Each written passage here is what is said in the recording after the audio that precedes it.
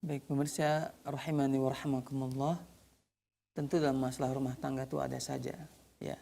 Baik itu karena kezaliman istri, kedurhakaan istri ataupun kezaliman suami.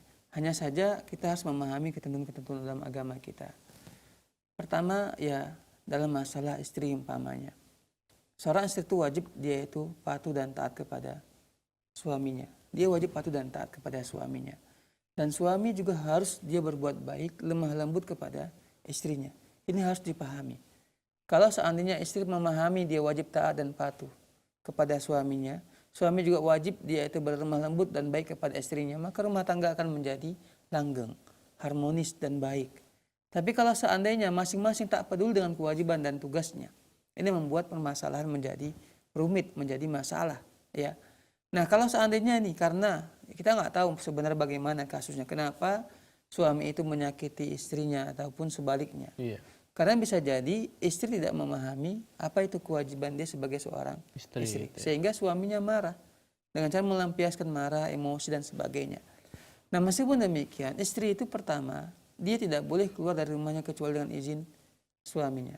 Kecuali dia kabur dari rumahnya karena suami ini main kekerasan. Kalau tetap dia di rumah umpamanya, maka dia akan mohon maaf mungkin sampai dibunuh atau dipukul, disiksa. Maka di sini dia boleh kabur dan lari daripada rumahnya, daripada suaminya. Ya. Tapi kalau seandainya suaminya zalim, suaminya jahat menyakiti dia, ya dengan cara lisannya, atau dia tidak suka dengan akhlak suaminya, maka ini perlu dia butuh kesabaran. Kalau memang apalagi kalau suaminya ini ya sekali lagi nggak sholat ya dan juga akhlaknya buruk ya, ini boleh dia menggugat ya, biasanya dia menggugat perceraian pengadilan. Iya. Kalau seandainya umpamanya saya gugat tapi saya tetap di rumah, saya akan hancur, dalam arti kata akan disiksa, akan dipukuli.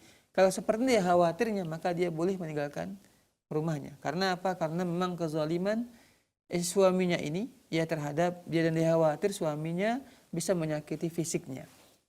Ini perlu juga kita sampaikan kepada para suami bahwa istri merupakan amanah dari Allah. Ya. Dan Nabi mengatakan khairukum li ahlihi. Sebaik-baik kalian ialah yang terbaik dan paling baik kepada keluarganya. Nabi perintahkan kepada kita para suami untuk berlaku lemah lembut kepada istri kita, menyayangi istri kita, memperhatikan kebutuhan mereka, memberi nafkah batin dan lahir mereka. Itu kewajiban sebagai seorang suami. Nah, jangan kita itu seorang suami berlaku kasar kepada istri. Sebaliknya juga istri harus bersikap baik kepada suaminya, mentaati perintah suaminya. Ini sebagai yang kita harus ketahui sebagai seorang suami ataupun sebagai seorang istri. Wajib memahami kewajiban dan tugasnya masing-masing. Wallahu ta'ala.